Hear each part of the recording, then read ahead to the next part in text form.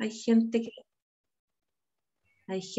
que, todavía se está incorporando. La Andrea, hola preciosa, qué rico verte aquí. Carito, Qué buena sorpresa. ¿cómo estás, linda?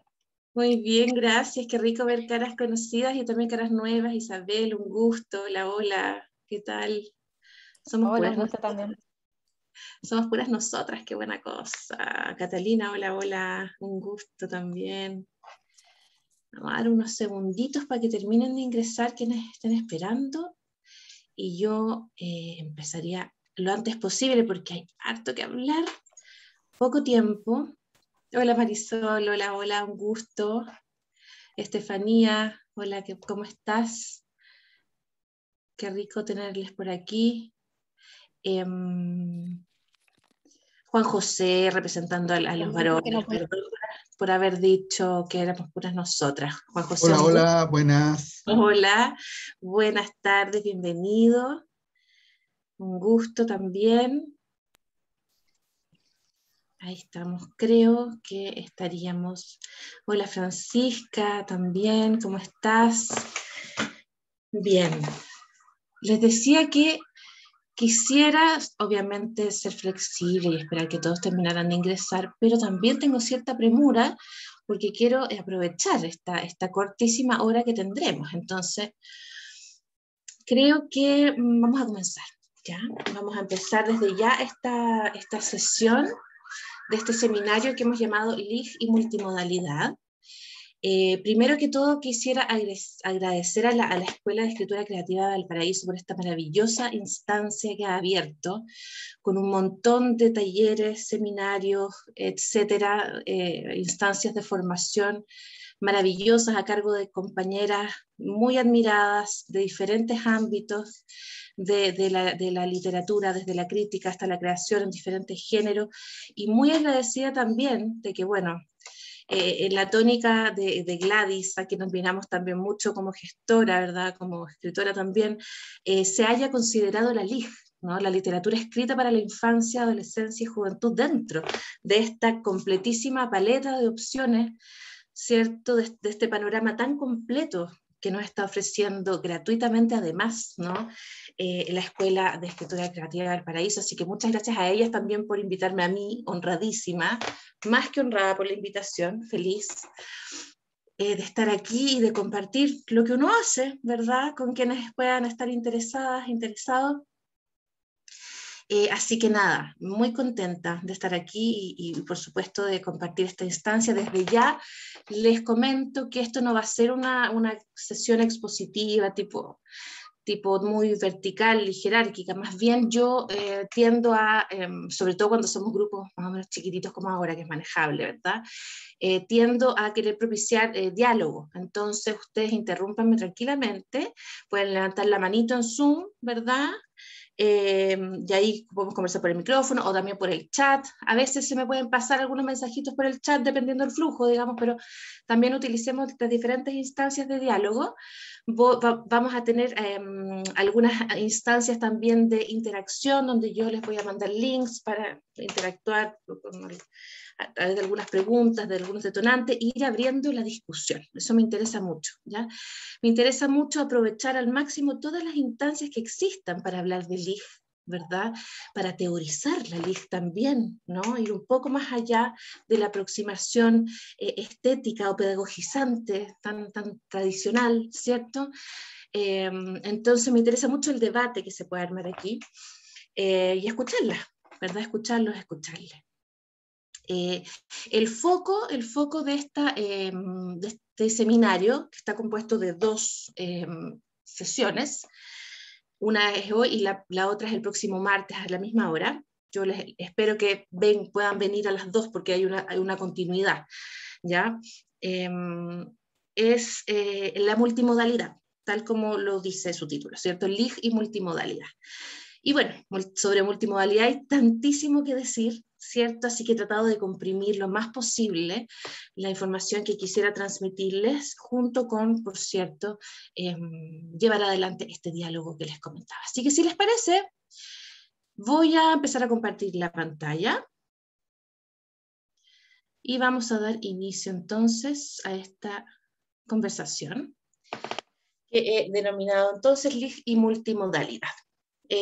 Yo sé que algunas ya me ubican, yo también las ubico a ustedes, otras recién nos estamos conociendo, así que me presento, yo soy Carola Becelli, soy doctora en literatura hispanoamericana de vanguardia y posvanguardia por la Universidad de Salamanca en España y trabajo como docente e investigadora de la Universidad de Santiago de Chile, donde, bueno, mi especialización como investigadora es la literatura hispanoamericana contemporánea, especialmente la poesía, esa es mi especialización como doctora, y en ese ámbito también he derivado mi especialización en literatura escrita para las infancias, adolescencia y juventud, con especialización en lo que hemos llamado los lenguajes multimodales, específicamente, bueno, la poesía, ¿cierto? Que yo trabajando poesía contemporánea ya estoy dentro de los estudios multimodales, pero dentro de la LIG, sobre todo el género álbum, y por supuesto de la poesía, ¿no? Esas son como mi especialidad. Entonces, vamos a hablar un poquitito de álbum hoy. Aquí hay algunos buenos datos de contacto para que hagamos redes, ¿cierto? De Instagram y mi correo electrónico. Y también al final, el último es el enlace al perfil de Instagram de la otra LIG, que es una agrupación a la que pertenezco junto con otros colegas, que es una agrupación, bueno, con sede en Chile, ¿cierto? Donde somos un grupo de investigadores, académicos y personas en general que nos dedicamos al estudio y la divulgación también de la literatura escrita para la adolescencia, infancia y juventud, que se llama La Otra LIG, ¿cierto? Que tenemos perfil en Facebook, tenemos perfil en Instagram y estamos permanentemente haciendo diferentes encuentros y publicando columnas, críticas, en fin, eso, para que nos conozcamos, ¿verdad? Una brevísima presentación. Ahora bien, primera pregunta, y aquí abro los fuegos y abro los micrófonos varios, pero más que los micrófonos voy a abrir un link. Les voy a enviar en este momento al chat un link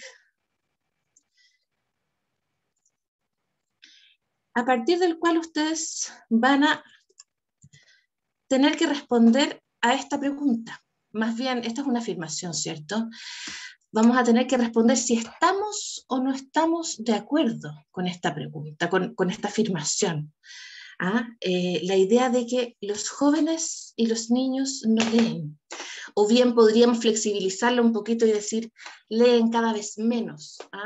Yo sé que muchas veces hemos escuchado esta afirmación, más de lo que quisiéramos, y puede haber algo de verdad ahí tal vez, ¿no? O puede que no. Me gustaría mucho conversar sobre eso, como puerta de entrada, porque esta afirmación, los jóvenes de hoy no leen, los niños de hoy leen cada vez menos, la escuchamos mucho más de lo que quisiera.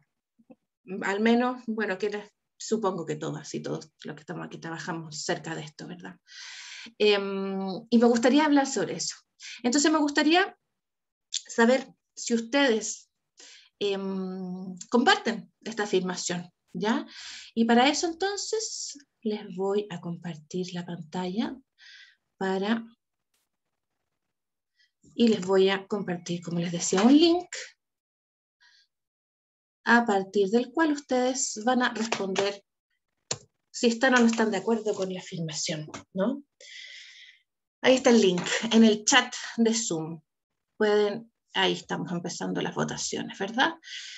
¿Estás de acuerdo con esta afirmación de que los niños y jóvenes no leen o bien leen cada vez menos? Estamos reflexionando al respecto a partir de nuestra experiencia, de nuestras propias opiniones. Tenemos cuatro personas, ya que 5 que dicen que no están de acuerdo, una que sí. Me interesa mucho saber sus perspectivas. 6 dicen que no están de acuerdo. Se marca una tendencia, ¿no? Creo que falta más gente por ingresar sus votaciones en periodo electoral, en Chile al menos. Sé que hay gente de otros países aquí, bienvenidos también, bienvenidas.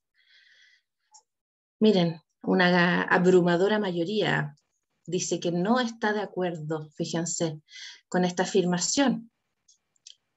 ¡Wow! Ok, 8 personas ya. Interesante ver este gráfico, ¿no? Cómo se está moviendo, considerando sobre todo que lo que aparece, lo que resuena de la frase es bastante más. Hubiera pensado que iba a ganar sí, digamos. ¿Ah? Es una oración que suele resonar mucho, es un lugar común al que se le echa mano con bastante soltura, bastante ligereza, podríamos decir, ¿cierto? Eh, Bien, bien, está bastante claro. Muchas gracias por entregarnos sus lecturas al respecto. María Fernanda, Fernanda, cuéntanos. Sí, es que estaba pensando, bueno, yo contesté que no, yo soy profesora de lengua y literatura, de Ya, enseñanza media, y pienso que la lectura no significa comprensión, en primer lugar, y por otra parte, la lectura, pienso que todos dicen, o los niños no leen, o leen cada vez menos, pero ¿qué? ¿Qué leen cada vez menos? ¿O qué no leen? Ya, porque yo, claro, en el colegio, cuando tengo que hacer, porque mi colegio es como muy estandarizado en cuanto a las evaluaciones, entonces tengo que hacer evaluaciones de alternativa, me doy cuenta que los alumnos no están leyendo o quizás no están comprendiendo, pero la mayoría es no está leyendo, pero sí lee otras cosas, o sea, ellos juegan todo el día y en los juegos hay lecturas, hay juegos que son como mucha lectura, mucha indicación, entonces pienso que es un poco engañoso esto de decir que los niños y jóvenes no leen, como a lo mejor no comprenden o a lo mejor no leen lo que uno les pide que lean, pero no, o sea, que no leen, no, no estoy de acuerdo. muy buena argumentación, Fernanda, gracias. Muy clara y muy precisa y das bastantes pistas para ir tejiendo una conversación a continuación. Así que me quedo con esas hebras y le damos la palabra a Cindy. Hola, ¿qué tal? Buenas Hola, tardes. buenas Yo tardes. estoy conectada desde México y Un yo creo que esta gusto. pregunta también tiene que ver con a quién le hacen la pregunta, ¿sí? Porque por lo que veo, quizás por aquí estamos las personas que estamos interesadas, pues justamente, ¿no? En la literatura infantil y juvenil, que trabajamos también con jóvenes y que de una u otra manera pues nos relacionamos más con ellos. Entonces como que tiene que ver también, ¿no? Porque si yo le pregunto, por ejemplo, no sé, a las personas mayores aquí en México, me van a decir, no, ya no leen, ¿sí? Ya no les gusta leer, ya no quieren ni leer el periódico, por ejemplo, cuando el periódico ya se ha vuelto incluso obsoleto, ¿no? En la actualidad ya no leemos nosotros el periódico, pero hay gente que lo sigue leyendo, ¿no? También tiene que ver justo lo que decía María Fernanda. Los jóvenes están leyendo mucho en la virtualidad, en el videojuego, en el WhatsApp, Entonces, creo que también ahí se demuestra, ¿no? A quiénes nos estás preguntando. Sí. Ese es el punto que quería compartir. Muy buen punto, Cindy, muy buen punto. Retomo un poco las preguntas, las reflexiones que proponía Fernanda. Primero, preguntarse qué es aquello que no leen. ¿Ah? Que tú también, Cindy, lo retomas y comentas el tema del periódico, que es muy interesante además, porque el periódico se lee, pero, o sea, las noticias se leen, ¿verdad? Pero ya no probablemente en el periódico. Nos vamos aproximando, si se fijan, cada vez más a la idea de multimodalidad, ¿verdad? Y por otro lado, muy interesante, Cindy, también que eches mano a la pregunta y a la reflexión sobre a quién le preguntamos. Claramente este es un público especializado, ¿verdad? Efectivamente, si vamos a donde el abuelo, las personas de la tercera edad, México, Chile, da igual, ¿no? O ni siquiera. Personas no especializadas probablemente no titubeen en decir, pero ya no leen como antes, ¿no? Efectivamente, ha habido cambios, ha cambiado los paradigmas, ¿no? Difícilmente las cosas van a ser como antes, pero es muy interesante las aproximaciones. Catalina propone aquí por el chat que está de acuerdo con que a lo mejor no comprenden o no reflexionan la lectura. Buen punto para darle una vuelta. ¿Será así? ¿Será que no comprenden lo que leen? Me interesa mucho ahondar en estas preguntas. Muy interesante. Estefanía. Hola, Hola. A mí me parece muy interesante lo que dicen las compañeras y yo quisiera agregar que a veces los jóvenes sí leen, pero como no leen lo que los adultos quieren, no lo consideran una lectura. Porque, bueno, aquí en México los chicos de secundaria les suelen dar, por ejemplo, Pedro Páramo de Juan Rulfo, y a pesar de que es una excelente novela, es muy pesada para chicos de 12, 13 años. Así que es obvio que los muchachos le van a perder interés y no lo van a leer. Pero también resalta lo que dicen mis compañeras. Dentro de los videojuegos, todos los videojuegos tienen una historia, están construidos universos que están muy completos y los chicos se apasionan por eso. E inclusive pueden tener novelas ligeras donde pueden continuar la historia de sus propios personajes de los videojuegos y los chicos leen eso. Pero una vez más, como no leen lo que los adultos quieren, lo que está dentro del canon, lo que inclusive el papá dice, es que deberías leer esto, y el chavo tal vez está leyendo un libro de una saga juvenil, no es considerada literatura del canon adulto, por lo tanto es invalidada y el niño pierde el interés de leer. Además, creo que también es un poco hipócrita de muchos adultos que dicen, los niños y los jóvenes no leen, pero a mí en mi experiencia muchas veces me preguntan, oye, ¿tú trabajas con niños o tú lees mucho? ¿Qué le puedes dar a un chico para el que lea? ¿O qué consejo me das? Y yo suelo decirle, pues lee con ellos, porque si tú lees, ellos van a leer. No, Sí. no le puedes pedir a un joven o a un niño que tenga el amor a la literatura si no lo aprende y no lo observa de su papá. Entonces creo que eso es más bien que dentro de nuestro ahora sí, nuestro campo de trabajo, a nosotros estar más cercanos a la infancia y a la juventud y entenderlos y tratarlos como personas reales que son, podemos entender que sí leen, solamente que las personas que están afuera, que ni siquiera se ponen dentro de los zapatos de ellos, pueden entender que sí leen, solamente lo que tú no quieres que lean, pero leen. Súper interesante, Estefanía, lo que propones. De hecho, te agradezco mucho lo que has dicho, porque de alguna forma vamos a repetir muchos de esos conceptos que acabas de mencionar en lo que viene a continuación. Muy interesante, sobre todo la mirada adultocéntrica, ¿no? Que vamos a llamar así, vamos a conceptualizar como adultocentrismo, desde la cual existe un sujeto adulto que sin ser lector, muchas veces, ¿cierto? No titubea, ¿no?, en afirmar rotundamente que los niños no leen, ¿cierto? Entonces aquí salen otras nuevas preguntas, como nos plantea la compañera aquí, que es el tema del canon. Cuestionarnos el canon, vamos a hablar de eso, ¿cierto? Cuestionarnos los géneros, cuestionarnos los soportes, y un poco volver a lo que comentaba Fernanda, ¿qué es lo que no se lee? Porque ya todas las que han participado, han comentado, hemos ido, si se fijan, derivando inevitablemente a la noción de multimodalidad. Se trata de nuevos lenguajes que probablemente no son lenguajes que se manejen por parte del mundo adulto o de la mayoría del mundo adulto no especializado, y por tanto se entendería de algún modo esta negación, ¿cierto? Les pido disculpas que vivo muy cerca de un aeródromo y en mis clases online siempre pasa esto, pasan los avioncitos por mi ventana y luego se callan. Bien, entonces les agradezco. Me gustaría mucho, de todas maneras, conocer la mirada de quienes han propuesto que sí, porque también son gente especializada que está aquí presente, ¿no? Y ver las contrapartes, las discusiones. Pero bueno, tenemos tiempo durante la sesión para ir discutiendo. Y quisiera entonces entrar en materia a partir de esta información, ¿cierto? De los propios puntos de vista que ustedes han compartido. Vamos a hablar de esto, exactamente de lo que hemos estado hablando. Y la pregunta, fíjense la pregunta que les hago ahora, ustedes mismas la dijeron. ¿Qué es lo que no leen? Esa es la pregunta. Entonces ahora vamos a empezar a desmenuzar, ¿ya? Vamos a empezar a desmenuzar.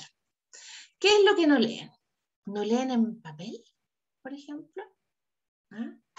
¿Será ese el problema cuando alguien dice los jóvenes no leen? ¿Es porque no los ven tomando libros de papel con la mano? Pues entonces, señoras y señores, a cuestionarnos los soportes. Desde principios del siglo XX, desde finales del siglo XIX, las vanguardias ya nos dijeron que la literatura estaba mucho más allá del libro, ¿no? No es algo nuevo. Esto no es algo que haya surgido con el cambio tecnológico, ¿verdad? Esto es algo que en la literatura ya está ocurriendo hace más de un siglo. ¿No? Pero a mí me sigue sorprendiendo, más aún alucinando, ¿no? Cómo la literatura, al menos en Chile, cómo la literatura destinada a la infancia, adolescencia y juventud ha hecho como caso omiso, ¿no? De los cambios que ha experimentado la literatura desde el fin del siglo XIX hasta nuestros días, ¿no? Manteniendo una mirada mucho más conservadora frente a las prácticas escriturales, en relación a la literatura hecha para el mundo adulto. Esto se ve más que todo en la poesía, ¿ya? Que como yo les decía, es una de mis especialidades más fuertes, ¿no? En la poesía para la infancia no se deja de escribir en rima, como si no hubiera existido Stéphane Mallarmé en el siglo XIX, ¿verdad? Como si no hubiera existido el verso blanco, el verso libre, ¿verdad? Nunca, pues negando entonces toda una tradición. Volviendo al soporte, desde las vanguardias, nosotros ya sabemos que la literatura hace rato salió del libro, pero pareciera que a la hora de enfrentarnos al mundo de la infancia, nos cuesta concebirlo de otro modo. Nos cuesta concebir que se pueda hacer literatura en el desierto de Atacama, como Raúl Zurita lo hace. Nos cuesta concebir que tal como Raúl Zurita lo hace, se pueda hacer poesía, escribir poesía en el cielo de Nueva York, como lo hizo. Nos cuesta concebir que la maravillosa poeta chilena radicada en Nueva York, Cecilia Vicuña, ¿verdad?, haga poesía performance, ¿cierto? Y construya quipus inmensos entre diferentes personas que se juntan en un lugar. O que haga intervenciones con desechos de la naturaleza, ¿no? Nos cuesta comprender en la literatura para la infancia, ¿no? que pueda haber literatura fuera del papel. Entonces, la primera invitación es a preguntarnos por cuáles son los soportes que consideramos válidos a la hora de legitimar o no la lectura, ¿cierto? Volviendo a la pregunta, ¿qué es lo que no leen? ¿Será que no leen ficción? Será hora entonces de cuestionarnos los géneros. ¿Cuáles son los géneros más legítimos desde el mundo adulto para considerar que una lectura es válida y otra no? ¿Cierto? Carola Martínez, la escritora Carola Martínez, de quien vamos a leer una cosita a continuación, se pliega al respecto proponiendo que hay una tendencia muy generalizada a considerar que solo la ficción es considerada literatura válida, ¿no? Dejando de lado un montón de otros géneros y posibilidades de la literatura, ¿cierto? La ficción, y dentro de la ficción, la narrativa. Debo agregar yo, estudiosa de poesía, debo agregar que aquí también hay una hegemonía del género narrativo. O sea, la novela vendría siendo como el estatus máximo, ¿cierto?, para que una lectura sea considerada válida, y de ahí vamos, ¿no?, bajando en la pirámide hasta los géneros más subalternos. Entonces, cuestionarnos los soportes, cuestionarnos los géneros. ¿Qué es lo que no leen? ¿No leen los clásicos? ¿No leen el Quijote? ¿No leen Pedro Páramo? Retomando la maravilloso Pedro Páramo, que por Dios, pero claro, ¿será que no leen los clásicos? Entonces, como bien decía la compañera recientemente, cuestionarnos el canon. No olvidarnos que el canon es vivo, y que, sobre todo, quienes nos desempeñamos en este ámbito de la literatura para las infancias y juventud, tenemos la obligación de mover el canon. Y en este ámbito, ya en un campo en disputa ideológico como es la LIG en sí misma, ¿ya? Y lo sabemos, ¿cierto? Es más obligación que nunca, ¿no? Proponer lecturas, renovación, actualización de los cánones, que son bastante difíciles de mover. Sobre todo lo sabrán quienes se desempeñan en el sistema escolar, ¿verdad? Yo trabajo en la universidad, entonces de alguna forma mi libertad de cátedra es mucho mayor, es maravilloso, ¿no?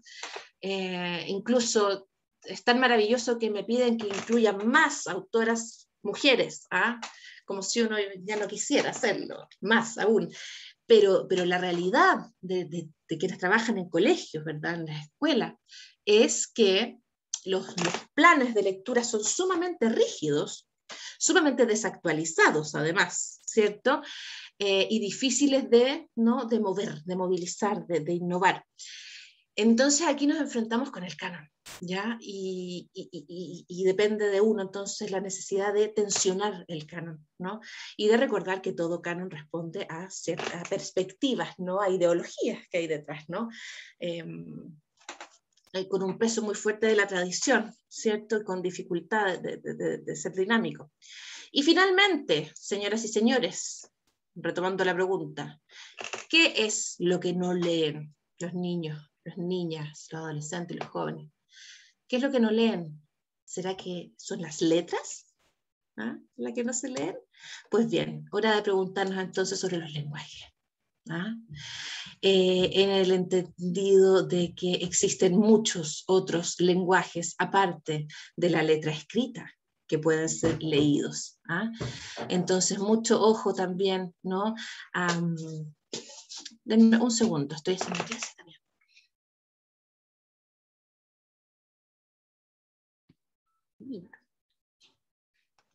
Damián está acostumbrado a mis clases online, así es que él es ya conocido por todas mis alumnas. Las letras, entonces, ¿será ese el problema? ¿Que están leyendo otras cosas que no son consideradas válidas? Que están ejerciendo los procesos de pensamiento que implican la lectura, pero a través de signos distintos a la letra escrita. Entonces preguntarnos por los lenguajes que consideramos válidos, ¿verdad? A la hora de leer, de comprender, de reflexionar sobre la lectura. Y precisamente en esta última categoría es donde nos vamos a centrar para efectos de este seminario en concreto, ¿verdad? En el que estamos hablando de multimodalidad, ¿no? Nos vamos a centrar en este tema, en el de las letras, de los lenguajes, ¿no? En esta asunción de que la letra escrita sería la única valedera a la hora de considerar una lectura como lectura legítima, y con ello reconocer la condición de lector a un niño, a un adolescente, a un joven. Como digresión, quisiera comentar que muchas de las encuestas que aparecen, o investigaciones más cuantitativas que han aparecido en Chile al respecto de las prácticas lectoras o hábitos lectores, que así también se les llama, entregan como resultado esta frase, ¿no? De que los niños y jóvenes no leen, o leen cada vez menos. Muchos. Esto está muy respaldado por evidencia, podríamos decir. Pero lo que no se sabe, o lo que no se dice, o lo que no se considera, es que en la gran mayoría de los casos, los informantes, ¿verdad?, para obtener estos resultados, son los propios lectores o no lectores. Entonces la pregunta es, ¿te consideras lector? ¿Lees? ¿Te fijas? Y los propios niños y adolescentes responden, no leo. Porque leen cómic. Y eso no es lectura, para ellos mismos. Porque leen, y ahí vamos a ir conversando de diferentes trayectorias, ¿no? Entonces, en el fondo estamos basándonos en la propia autopercepción de los lectores. Los mismos lectores se conciben a sí mismos como no lectores, y sus lecturas como no legítimas, como no lecturas, ¿verdad? Y eso luego alimenta estas encuestas que nos ratifican que no leen. Entonces, más preocupante aún, ¿no? Más preocupante aún ver la cantidad de niños y niñas leyendo narrativa gráfica de gran calidad y que los pobrecitos ni siquiera sepan que son mucho mejores lectores que sus propios padres, seguramente. Que leerán el diario, pero ahí queda. Entonces, eso, ¿verdad? Vamos a hablar de los lenguajes, ¿ya? En esta sesión de hoy. Esta es la concepción que se tiene tradicionalmente de lectura, ¿verdad? Esta es la imagen más tradicional.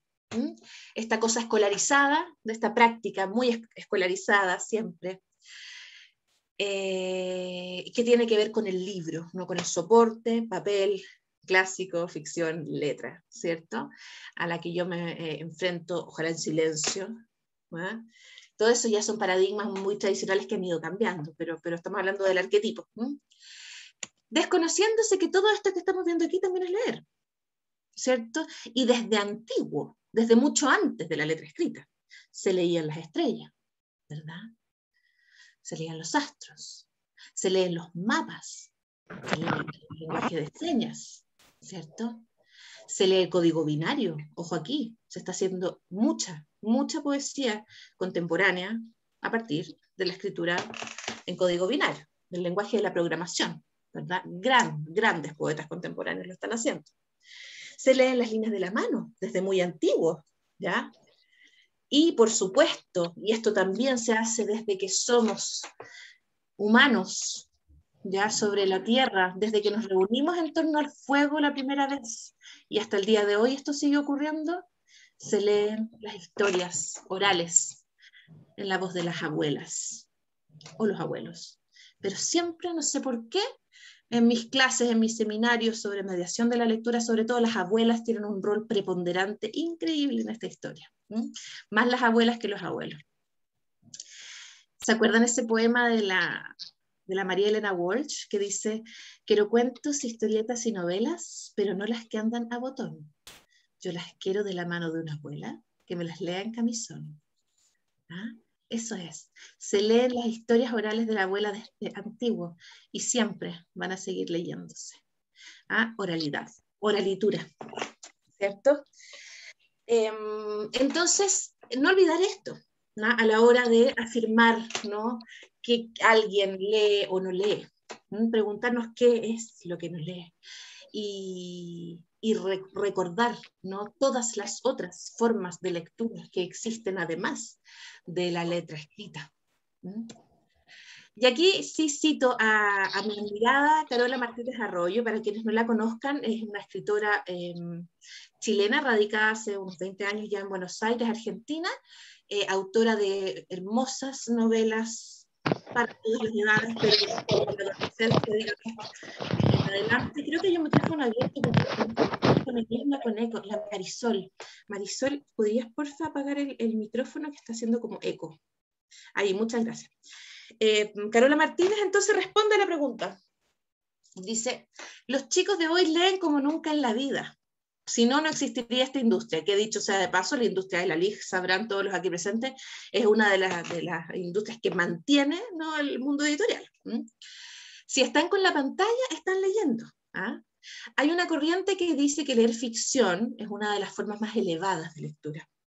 Yo concuerdo, dice Carola Martínez, medianamente. Leer, lees todo el tiempo. Lees caras, gestos, WhatsApp, jueguitos. Jueguitos son los videojuegos, ¿cierto? Los chicos cuando están jugando jueguitos están metidos en una ficción. Quizás no es la mejor ficción, pero hay libros que tampoco son la mejor ficción, ¿verdad? Entonces, dice Carola Martínez, ¿qué es lo que no leen? ¿No leen papel? ¿No leen literatura? ¿No leen lo que tú quieres? ¿Ah? ¿No leen lo que le gustaría a la escuela que leyeran? Entonces se repite, ¿qué es lo que no están leyendo? Eso siempre hay que ponerlo en tensión. Y si se fijan, todas las intervenciones que ustedes hicieron apuntaban a lo mismo, ¿verdad? ¿A qué es lo que no leen? No se lee en el fondo respondiendo a las expectativas de quién, ¿cierto? O a los conocimientos de mundo de quién, o a los prejuicios de quién. Entonces, considerando esto, ¿no?, la necesaria problematización del tema, una reflexión y problematización muy, muy importante, ¿cierto? Vamos a ponernos en contexto de la generación actual, ¿cierto?, de nuestras generaciones actuales de niños, niñas, adolescentes y jóvenes, y un poco perfilar, ¿no?, las culturas contemporáneas dentro de las trayectorias de los procesos globalizadores, por un lado, ¿cierto?, vinculados, ¿no?, a procesos muy característicos en términos de la economía global, ¿ya?, y también del cambio tecnológico, ¿ya?, lo que conlleva transformaciones culturales de gran relevancia y cambios de paradigma fundamentales, ¿cierto? Ese es el contexto en el cual estamos insertos, ¿cierto? Y hablando de cambios de paradigma, nos estamos viendo enfrentados, ya, sobre todo a partir del cambio tecnológico y la globalización, a lo que yo he caracterizado a partir de dos conceptos que para mí son re importantes y que muy claros, ¿ya? Que son muy, son muy explícitos para comprender, ¿no? Cómo ha cambiado, ¿no? La cultura. Estaríamos pasando desde un paradigma basado en la noción de ciudad letrada, ¿ya? Y con esto estoy citando claramente a Ángel Rama, en este texto de 1984, ¿cierto? A un paradigma basado en las multialfabetizaciones. Recordemos que para Ángel Rama la ciudad letrada, bueno, tiene que ver con toda la lógica de la colonización, ¿verdad? Tiene que ver con una lógica que se impone a partir de las prácticas colonizadoras en Latinoamérica, estamos hablando de Latinoamérica en este caso, donde se impone la letra escrita, ¿no? Como la única valedera frente a toda una tradición, ¿ya?, de oralidad, básicamente, en este caso, de nuestros pueblos originarios, ¿cierto? Los que vivíamos aquí antes de que llegaran los españoles. Donde entonces toda esa tradición y todos esos otros lenguajes, ¿no?, pasaron a ser considerados pensamiento mágico, mítico, menor, subalternizado, ¿no?, mirado en menos, frente entonces a la preponderancia de la letra escrita que se instala como la única valedera y legítima. Entonces, de ahí en adelante entramos, ¿no?, a un paradigma donde encontramos con la hegemonía de la letra escrita, y esto dura desde la conquista hasta nuestros días, digamos, ¿no? Esto se va a perpetuar, ¿no?, para siempre, básicamente. Y quienes no tengan acceso a la cultura escrita, ¿no?, eso va a ser signo de marginalidad y exclusión inevitable. Lo sabemos, ¿verdad? Entonces, a partir de la ciudad letrada, Ángel Rama nos marca, ¿no?, un cambio de paradigma previo, ¿ya?, que es el paso de la oralidad, ¿no?, a la imposición a través de la sangre, ¿cierto?, de la letra escrita. Pero hoy nos encontraríamos dentro de un nuevo cambio de paradigma, ¿ya?, donde la hegemonía de la letra escrita, que ya se ha mantenido vigente tantos siglos a partir de las mismas prácticas colonizadoras, ¿no?, que se renuevan y se reproducen, lo sabemos, una y otra vez en diferentes aspectos, estaría siendo reemplazado por este paradigma de las multialfabetizaciones. Y les invito a ver una definición, ¿no?, de qué entenderíamos por multialfabetizaciones a partir de las propuestas de Anstey, ¿ya? Para Michael Anstey, las multialfabetizaciones se centran en los diferentes modos de representación y de las diferentes formas que están disponibles a través del multimedia y del cambio tecnológico, ¿ya? Las multialfabetizaciones para Anstey tienen directa relación con el cambio tecnológico, ya con el surgimiento del multimedia, ¿verdad? Donde nos encontramos con diferentes modos de representación de manera paralela, ¿cierto? Este surgimiento de lenguajes, ¿no?, de multialfabetizaciones requiere de la presencia de lectores multialfabetizados, ¿ya? No nos podemos enfrentar a algo simplecito, Wikipedia, voy a poner algo súper elemental, así como para una viejita, ¿verdad?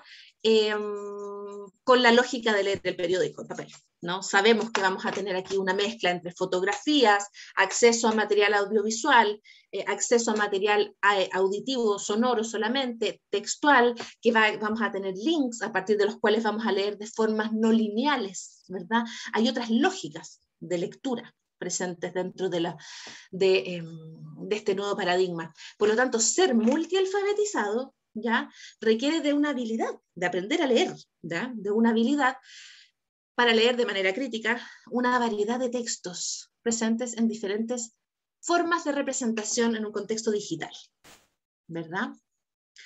Eso es lo que entendería Michael Anstey por multialfabetización, ya por este nuevo paradigma que vendría a sustituir gradualmente, pero bastante vertiginosamente también, ¿no?, a la letra escrita como hegemonía, ¿verdad?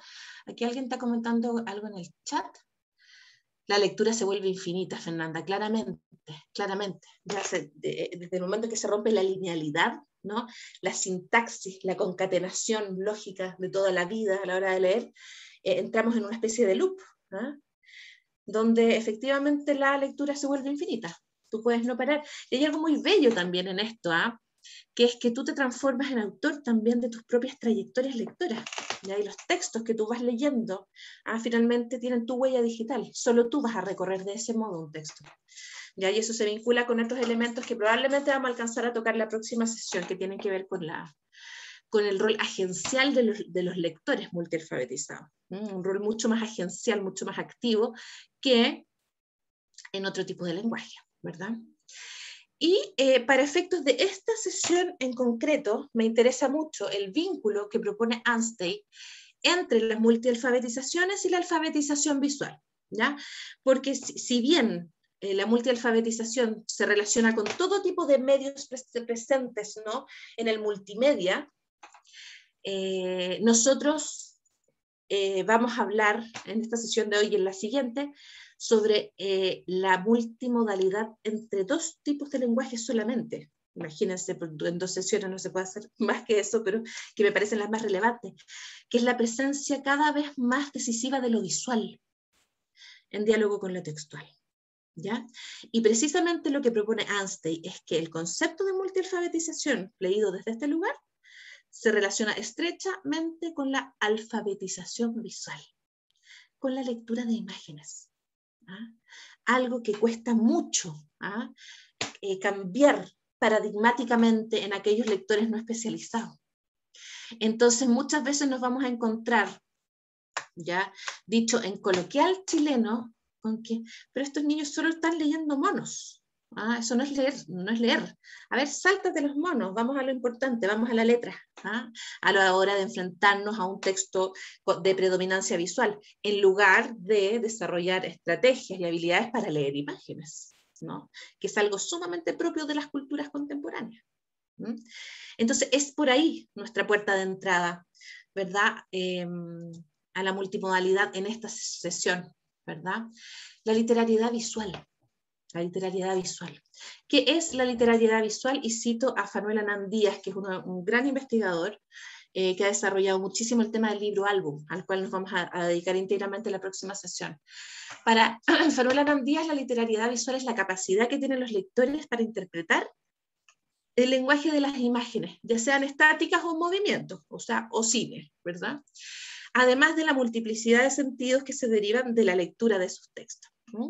Entonces aquí se habla, ¿no?, de la habilidad para leer imágenes en sus diferentes versiones, ¿no?, estática o no, y de la polisemia, ya de los múltiples sentidos que se derivan de la lectura de los textos.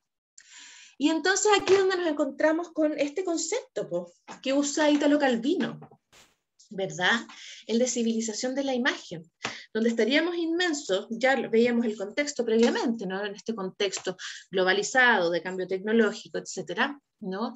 La civilización de la imagen sería el concepto que engloba una realidad, ¿no? Una cultura en la cual la imagen pasa a ser predominante a la hora de entender el mundo, pero a la hora también de elaborar nuestras propias significaciones y nuestras propias subjetividades. Si pensamos en Instagram o en TikTok, por ejemplo, ¿verdad? En Instagram tenemos el apogeo de la imagen estática, cada vez más en movimiento ya, y TikTok sería lo máximo ya de la imagen en movimiento, ¿cierto? Pero cómo construimos, elaboramos nuestras propias subjetividades, nos presentamos ante el mundo y nos comprendemos nosotros mismos, todo a partir de la imagen, ¿no? Las culturas contemporáneas se relacionan predominantemente a partir del lenguaje visual, ¿ya? Y eso es algo que debemos tener muy, muy en consideración a la hora de decir que no leen, por ejemplo. Se está leyendo imágenes todo el tiempo, ¿verdad? Estar en Instagram es leer imágenes de manera permanente, ¿cierto? Entonces, la imagen es lo que más nos va a ocupar, ¿no?, en la sesión próxima, porque ya estamos llegando al fin de esta, pero esta es introductoria, ¿cierto? Y eso se relaciona con la LIG, ¿verdad? En la actualidad de la LIG nos encontramos con nuevos soportes, ¿cierto? Gracias al desarrollo de la tecnología. Efectivamente existen infinidad de opciones de leer literatura multimedia, transmedia, hipermedia, ¿verdad? La tecnología nos permite una aproximación infinita a muchísimos soportes, ¿verdad? Diversos, gracias a la tecnología. Pero dejando de lado el multimedia, también, ¿no? La LIG contemporánea está trabajando géneros literarios multimodales que no pasan necesariamente por lo multimedial, ¿no? Sobre todo aquellos que combinan lo visual y lo textual, ¿cierto? Y también lo audiovisual, ya pensando en el multimedia. Y aquí me gustaría entonces, porque he dicho varias veces géneros multimodales, pero no lo he definido. La multimodalidad tiene que ver con un campo de estudio en actual pleno proceso de expansión, ¿ya? Súper actual, esto está ocurriendo ahora, ¿no? Somos varios quienes ahora nos estamos dedicando, ¿cierto?, a investigar el fenómeno de los lenguajes multimodales por ser precisamente protagonistas de las generaciones contemporáneas y de lo que se entiende por lectura dentro de las culturas contemporáneas. Kress y Van Leeuwen han sido los como principales autores que se han aproximado al tema, los referentes podríamos decir, y han desarrollado el tema, lo han abordado principalmente desde el campo de la semiótica social, ¿verdad? Sin embargo, la multimodalidad tiene la gracia de que requiere aproximaciones multidisciplinarias, ¿no? Porque como se trata de la combinación de diferentes lenguajes, modos, sistemas de signos, ¿no? Serán diferentes disciplinas las que van a tener que abordar un mismo género, ¿no? Aclarando un poco la cosa, el texto, desde la perspectiva de la multimodalidad, se va a entender como un ensamblaje complejo en el que intervienen diferentes modos semióticos o lenguajes. Texto e imagen, por decir algo, ¿verdad? Texto, música, ¿ya? La ópera, ¿no? Puesta en escena más música, ¿no? Son tipos de géneros o de discursos en los que interactúan más de un lenguaje, ¿ya? Entonces, los estudios, quienes estudiamos los fenómenos de la multimodalidad, ¿no?, propician la relación cruzada con otras disciplinas, ¿no?, con las que se comparte el mismo objeto de estudio. Vamos a aclararlo, vamos a anclarlo a través de Fanuel Hernán Díaz, que vincula la civilización de la imagen con la modernidad, ¿cierto?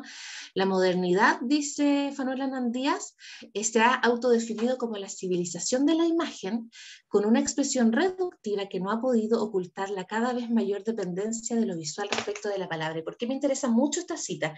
Porque acabamos de definir, ¿no?, lo que es la civilización de la imagen, hemos hablado de Italo Calvino, de TikTok, de Instagram, ¿cierto?, de la importancia de la lectura de imágenes, pero hay algo que dice Fanuel Hernán Díaz, no se ha dicho lo suficiente, que es un poco reductivo, ¿no?, pensar solamente en una civilización de la imagen, en el entendido de que en la actualidad lo que presenta es más bien una situación multimodal, donde se revela una dependencia cada vez mayor entre lo visual y lo verbal.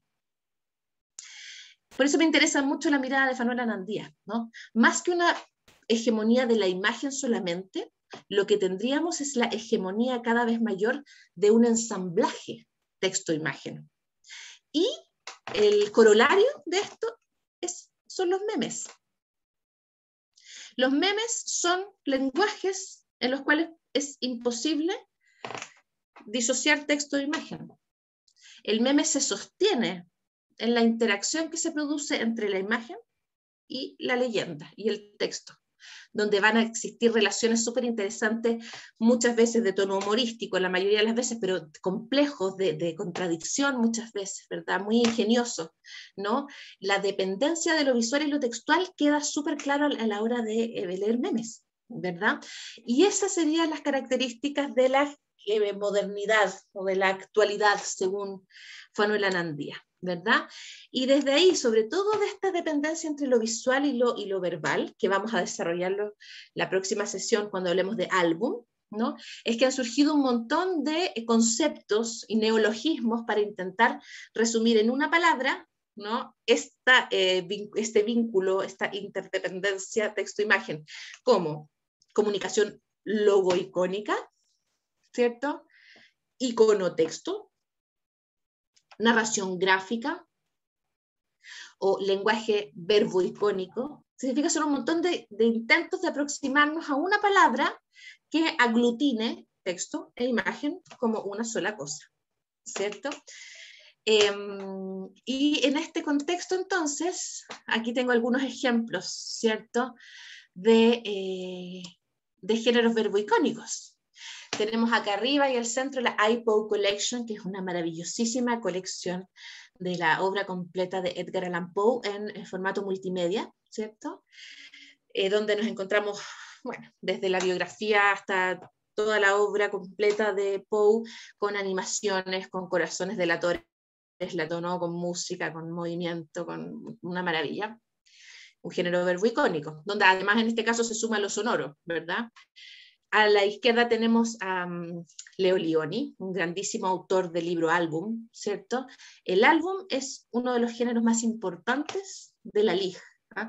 Porque es el único género que ha nacido desde la LIG para luego expandirse al mundo adulto, ¿eh? Es el único género inventado desde la LIG para exportar luego al mundo adulto. Y es un género que se sostiene, pero eso lo vamos a ver con mucha más detención en la próxima sesión, que se sostiene precisamente en la interdependencia entre texto e imagen. Tú no puedes disociar el texto de la imagen en un álbum. A la derecha tenemos, bueno, supongo que la gran mayoría de ustedes conocen, ¿no? Esta maravillosísima novela gráfica, también un referente del género, ¿cierto? Que es Maus, de Art Spiegelman. ¿Cierto? Esta novela gráfica donde se narra el holocausto nazi, ¿no? En la narración que hace un padre a un hijo, ¿no? Caracterizados como ratones antropomorfizados, ¿no? Súper, súper bellísimo e interesante. Y tenemos abajo y al medio Ser y Parecer, un ejemplo entre muchos otros que podría haber puesto, de un tipo de álbum del que se suele hablar y estudiar muy poco todavía, ¿no? Que es el álbum lírico, ¿no? Porque siempre se habla de álbum como en su versión narrativa. ¿Ya? Yo estoy estudiando, estoy ocupada en este tema últimamente, que es estudiar la versión desde la poesía de los libros álbum, ¿no? Entonces, al menos tendríamos aquí 4, ¿no? Ejemplos de géneros verboicónicos propios de la LIG, ¿no? Eso, ¿no? Donde se mezclan los lenguajes visual y textual. Nosotros, bueno, vamos a ocuparnos, como les digo, exclusivamente del libro álbum en la próxima sesión, que me parece como lo más relevante de conceptualizar. Y para ir terminando ya, se me hizo muy corto, ya son las 7. Para terminar les quiero leer algo que propone el grandísimo autor de libros álbum. Mira Juan José lo que dice, la poesía haiku. Mira qué bonito que hables del haiku. Es la que se da mayoritariamente en los libros álbum en japonés. Efectivamente, hay muchos libros álbum con haiku, Juan José, y aprovecho para recomendar, si es que no la conocen ya, a la poeta chilena María José Ferrada, que escribe mucho para la infancia, aunque también tiene novelas para todo público, ¿verdad? Pero ella tiene ancestros japoneses y tiene una afiliación muy, muy importante también estética, la estética, con el modo de escritura japonesa, y ella ha escrito varios libros de haiku, ha hecho antologías de haikus y también tiene libros informativos para enseñar el haiku a niños. Así que muchas gracias por esa intervención, Juan José, porque aprovecho de recomendarles la vertiente haiku de María José Ferrada, que es una maravilla, y hay varios libros álbum, efectivamente, basados en haiku. Sí, me pasa lo mismo, Fernanda. Mira, Fernanda dice, siento que todo lo de María José Ferrada es tanto para niños y adultos, y yo estoy totalmente de acuerdo, y añadiría lo siguiente, la buena literatura es para niños y adultos. ¿Te fijas? la división por edades es algo que podríamos estar discutiendo mucho rato más, y que más bien siento yo que responde a criterios editoriales, ¿ah? O a requerimientos de mediadores más en un contexto más técnico. Pero yo siento que la buena literatura es buena literatura. O sea, yo a María José Ferrada la disfruto honestamente, ¿no? Y todos estos textos que tengo aquí mostrándoles también, los disfruto con toda la honestidad del mundo. O sea, yo no siento que pertenezcan a otro grupo etario. Entonces, es súper problematizable el tema de las edades. ¿Para qué edades algo? ¿Es para niños? ¿Es para adolescentes? ¿Es para adultos? Ay, siempre me río un poco, nunca me ha pasado, nunca he visto que alguien llegue a una librería preguntando, ¿tienen algo así como para leer entre los 50 y 60 años? ¿No? Para aprender a tal cosa, como 55, ¿ah? Para aprender a lidiar con la menopausia, 65. No, no me ha pasado, pero con los niños pasa, ¿no? ¿Tienen algo 2 años para hacerle party training, para sacarle los pañales a los niños? ¿Ah? O sea, hay una cosa muy instrumentalizada que se vincula con estos criterios no etarios, ¿cierto? Entonces, la buena literatura es transversal, es de 0 a 100, y la literatura de María José Ferrada efectivamente es una gran literatura, joya de literatura de 0 a 100. Cindy dice, en Chiapas, México, Damaris Disner tiene un memorama, mira qué buena recomendación, un memorama de haikus, una linda forma de acercarnos a la poesía.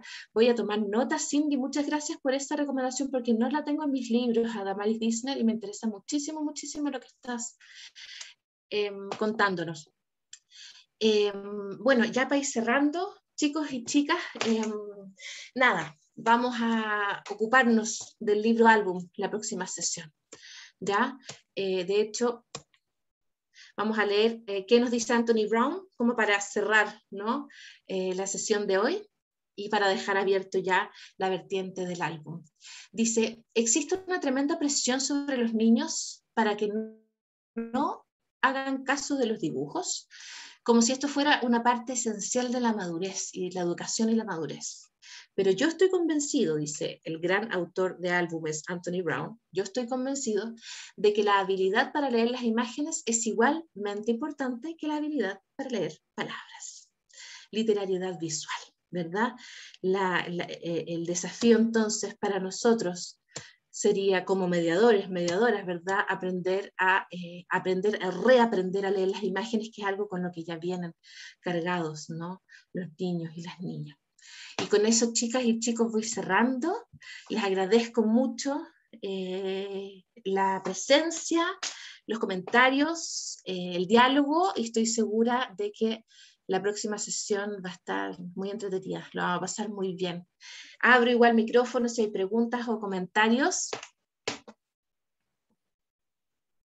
Muchas gracias, disfruté mucho este taller, seminario, lo que sea. Qué bueno, Fernanda, gracias a ti, gracias por tus palabras. ¿Alguien quisiera aportar algo? Nada, muchas gracias a ustedes, ahí estoy leyendo el chat, se pasaron. Gracias a ustedes, lo pasé muy bien también. Y nada, nos estamos viendo. Cindy, perdona. Nada más para mostrarte aquí el haiku que te decía, que es el memorama. Está la imagen y el haiku. ¡Qué maravilla! Es una maravilla, la verdad. Es una escritora chiapaneca, que yo lo disfruto mucho, tanto con mis hijos, mis alumnos, los niños, y es esta también, ¿no? Otra forma de leer poesía. Totalmente, además que vienen tarjetones, o sea, desafía también el concepto del libro tradicional, ¿verdad? Así es, así es. Te agradezco mucho esa referencia, la voy a atesorar, o sea, lo busco ahora en Busca Libre. Muchas gracias, Cindy, gracias a todas, a todos, un gusto conocerles, y nos estamos viendo entonces el próximo martes, a la misma hora, que es diferente en diferentes países. Un abrazo grande, que estén súper bien. Chao, chao. Gracias. A ustedes. Gracias. Chao, chao. Gracias a ustedes.